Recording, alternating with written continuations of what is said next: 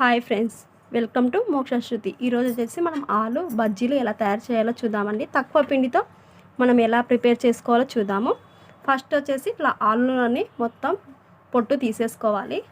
ఇప్పుడు మనం చిప్స్ చేసుకుంటాం కదా, దానితో ఇలా తురుముకుందాం.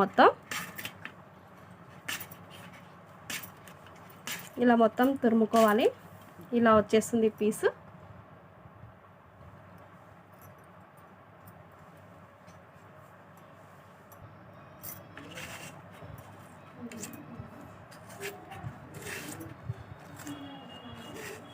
ఇలా మొత్తం మనము తురుముకోవాలి, ఇలా పీసెస్ లాగా.